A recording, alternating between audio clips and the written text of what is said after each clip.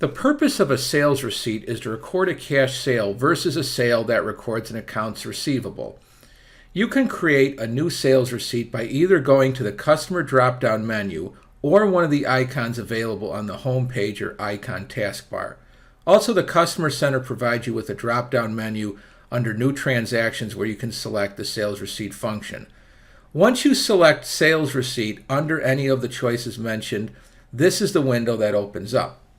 As with other QuickBooks functions, the module that you are in will appear at the top of the screen. Although various fields can be populated, the only required fields are customer or job name and selecting at least one item in the body of the sales receipt. All other fields are optional to populate, just like in invoicing. Notice on the top of the sales receipt form, there's a taskbar where you are provided with different tasks you can perform, including being able to find prior sales receipts by clicking on the back button, and if available, you can see subsequent sales receipts by clicking on the forward button. Also, buttons such as New, Save, Delete, Create Copy, Memorize, Mark as Pending, Print, Email, Attach File, and the ability to perform other functions that we cover later are available as well on the taskbar. So let's do a walkthrough in creating a sales receipt. First, let's select a customer job. In this case, we're going to create a sales receipt to build a new garage for Abigail Aardvark. Notice all of the name, address, and ship to information automatically populates on the form once the customer and her job is selected.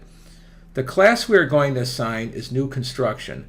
Note that by selecting class here, QuickBooks will automatically assign the class selected to any of the items we add below in the body of the sales receipt. For your reference, in Lesson 3, under the Accounting Preference section, we discussed the need to activate the class function, and in Lesson 4 we discussed the class list, including creating classes and what their purposes are. Next, let's choose the template form we are going to use.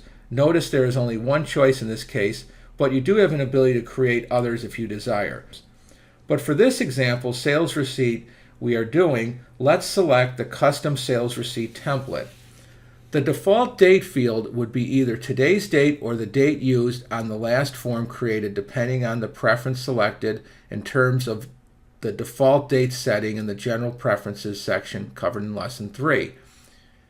As with almost all default fields, you can change this information at the transaction level if you want.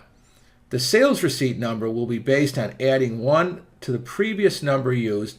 You can put in any alphanumeric fields you desire if you want to change the sequence, but the next time you use the form, it will increment the sales receipt number by 1. Keep in mind that each form type, whether a sales receipt, estimate, invoice, credit memo, statement, or purchase order, carry their own numbering sequence.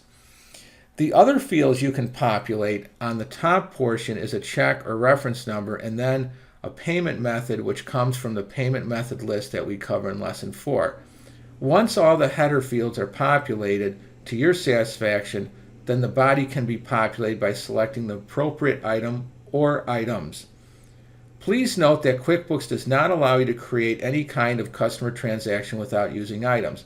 The same is true for purchase orders. In effect, items represent the activities you perform in your business and provide you a way of tracking these activities throughout various reporting in QuickBooks, which we cover in a later lesson. Let's start by selecting from the Item drop-down menu a service item called Blueprints. Notice the description, quantity, unit of measure, rate, amount, and tax status are automatically populated once I select this item. That's because all of this information was determined when the item was set up. But bear in mind, any of these fields can be changed at the default or individual transaction level if considered necessary. We cover setting up and editing items in Lesson 4 in case you need a refresher on this. Now I'm going to select several other items to round out our sales receipt. On the bottom of the form, you can put in a customer message, which you can enter in manually, or you can select from the one of the predefined customer messages created in the customer message list, which is covered in Lesson 4.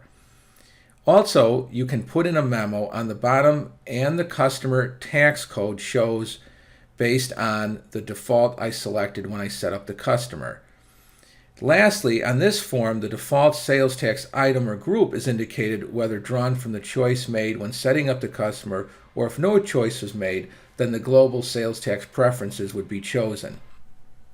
Note that no sales tax was calculated for the sales receipt since all the items in the body of the sales receipt were non-taxable items.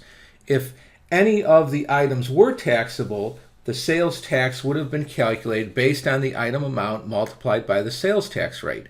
Once completed, the sales receipt can then be saved by clicking on the bottom buttons or the top Save button. Once saved, the sales receipt is part of the customer's database, and the transaction can be easily found in the Customer Center or several available reports for sales receipts.